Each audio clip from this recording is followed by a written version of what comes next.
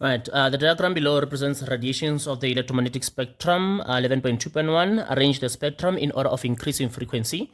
We just have to remember increasing means from the lowest frequency to the highest frequency. What we know is that the radio waves have the lowest frequency. So we have radio waves followed by microwaves, and then followed by infrared, followed by infrared, and then visible light, visible light, and then we have after visible light we are going to be having ultraviolet, ultraviolet radiation, and then after ultraviolet radiation we have X-rays there.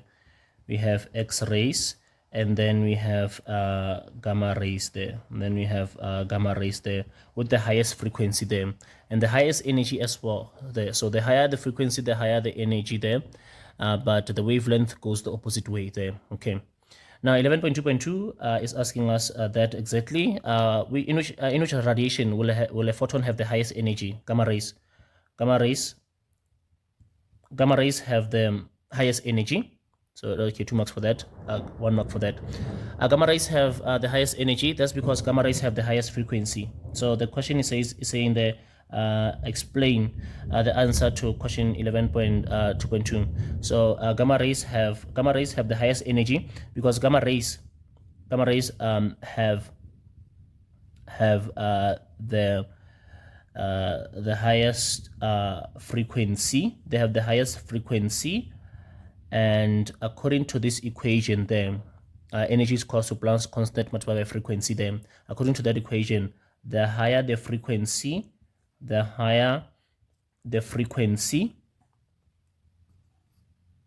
according to that formula, the higher the frequency, the higher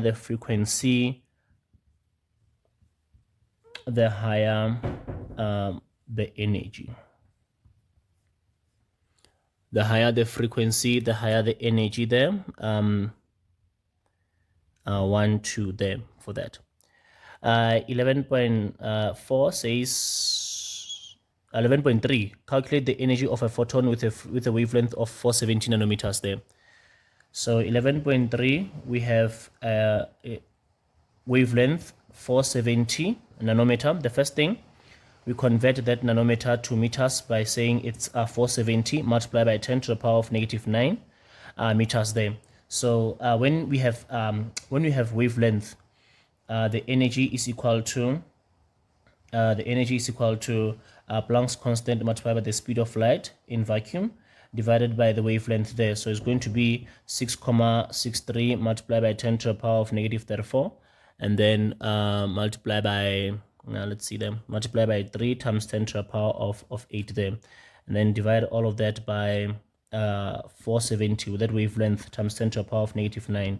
Now let's put that in the calculator. We have 6,63 times 10 to the power of -34 multiplied by 3 times 10 to the power of 8 all over 470 multiplied by 10 to the power of -9, giving us a 4,23 multiplied by 10 to the power of -19 joules there.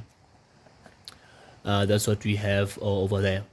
And now it says the 11.4, how will the energy of a photon with a wavelength of 490 nanometers compare to that we just calculated there? So 1 mark here, 2, 3, 4. So if the wavelength increases to 490, how will the energy be affected? Will it increase, decrease, or remain the same? Definitely not remain the same. It is going to decrease there. It will be smaller there. That's because if you look at this formula, this equation over here, we can see that the energy and the wavelength are inversely proportional there. So we have the higher the wavelength, the lower the energy will be there. So energy goes with frequency, but it goes the opposite way with wavelength there. Okay, now